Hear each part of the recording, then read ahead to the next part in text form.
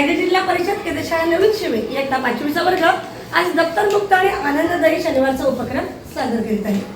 शनिवारी म्हटलं की आमचा आनंदाचा, उत्साहाचा आणि मजेचा दिवस. आणि आज या विशेष दिवसांतर्गत माझी मुलं एक छान नाटिका सादर करत आहेत आणि आमच्या नाटिकेचं नाव आहे पाण्याची गोष्ट. चला तर पाहूया आपण आजची ही छोटीशी सुंदर नाटिका पाण्याची गोष्ट. प्रियंका, ए प्रियंका, अगं चल की उशीर झालाय. परिपाठाचे तासभर आधी बोलवलंय ना. पाहुणे यायच्या शाळेत. चल पटकन. आले ओवी आले. करणी बाई, अजून जाताना मनस्रीला बोलवायचंय. ठीक आहे ग, मला लवकर येणं होत नाही. मंगळवार आमच्याकडे पाणी यायचा दिवस. मनस्री पाणीच भरत असेल. जाऊन बघा ते येते का. तुमच्याकडे पाणी मंगळवारी येतं, आमच्याकडे तरी रविवारी येतं. म्हणून मी आणि प्रतीक्षा रोज लवकर येऊ शकतो. गेल्या रविवारी शिवार फेरी बुडली की आपली.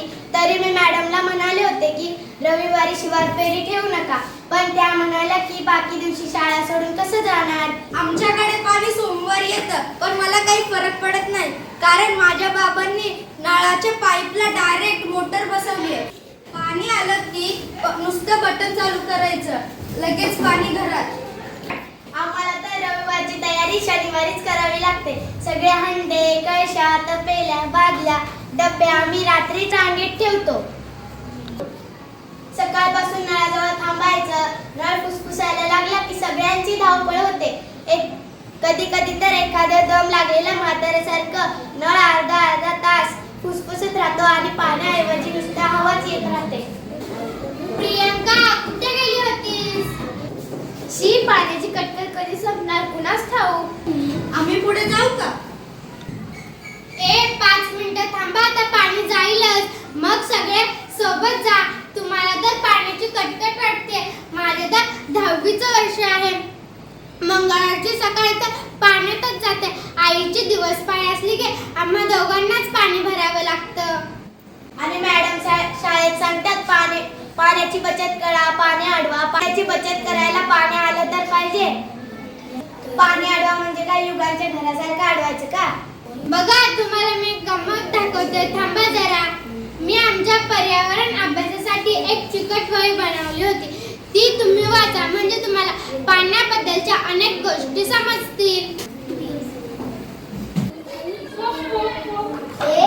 सगळ्यांनी पटकन जेवण आटवा. संस्कृती ताईची वही वाचायची. हो ना, शाळेत आलं तेव्हा परिपाठ, पाहुण्यांचं भाषण, वेळच मिळाला नाही. एखाद्या वर्षी खूप पाऊस पडतो तर अगदीच कमी. जेव्हा कमी पाऊस पडतो तेव्हा कोरडी दुष्काळ पडतो. पाण्यासाठी वणवण करावी लागते. शेतीसाठी तर राहूच द्या, पिण्यासाठी पाणी मिळेल नसे होते. अन्न, धान्य, जनावरांचा चारा, वीज अशा या अनेक समस्या निर्माण होतात. गावोगावी टँकरद्वारे पाणी पुरवठा करावा लागतो. या उलट जास्त पाऊस पडला तर अनेक समस्या निर्माण होतात. नद्या, नाले, तलावांना पूर येतो. शेते, घरे, शाळा, रस्ते पाण्याखाली जातात. पिके नष्ट होतात. आता मी वाचते.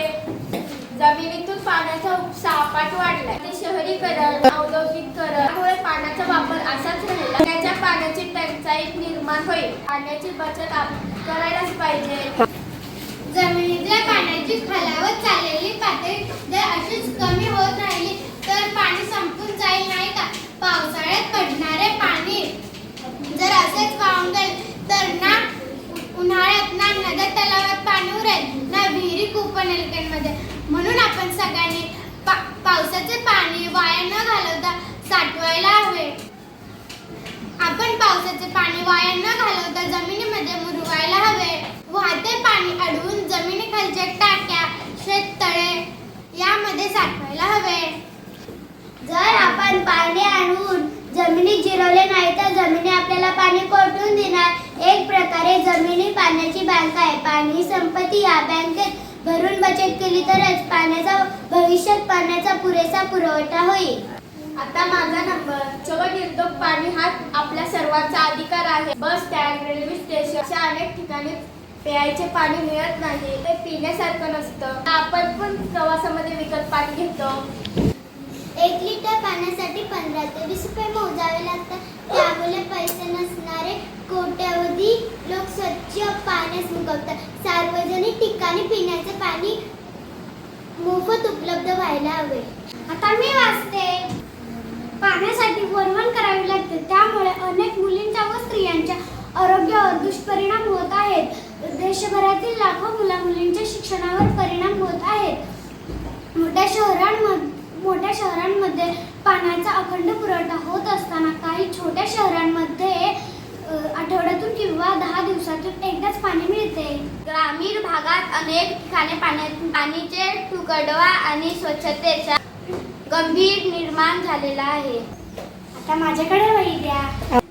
अंघोळ करणे, भांडी घासणे, कपडे धुणे, सारवण करणे या घरगुती कामं घरातील प्रत्येकाने दररोज 1 तांब्या पाणी वाचवले तरी दररोज कुटुंबाने दररोज 1 बादली म्हणजे जवळपास 15 ते 20 लिटर पाणी वाचेल. 1000 कुटुंबाचा एका गावात किंवा वस्तीत दिवसाला 15 ते 20 हजार लिटर म्हणजेच महिन्यात 4 ते 6 लाख लिटर म्हणजेच वर्षभरात 50 ते 70 लाख लिटर पाणी वाचू शकते. मॅडम, आम्ही पण पर्यावरण अभ्यासाचं काहीतरी आणलंय.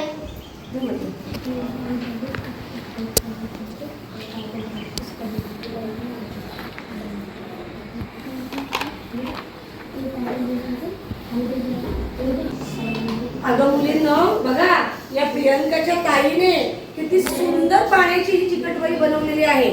आपण काय करूया, ही जी माहिती आहे हिचा आपण एक तक्ता करून आपल्या वर्गामध्ये लावूया.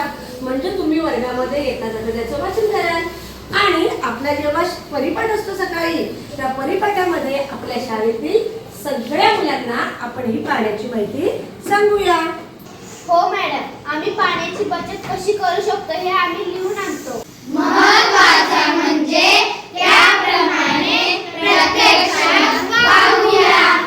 आज तुम्ही सर्वांनी पाण्याची गोष्ट या नाटिकेचं दप्तर मुक्त आणि आनंददायी शनिवार अंतर्गत खूप सुंदररित्या सादरीकरण केलं. तर आज माझ्याकडून तुम्हा सर्वांना मी झकास क्लॅप देत आहे. 1 2 सुंदर, 1 2 बढिया.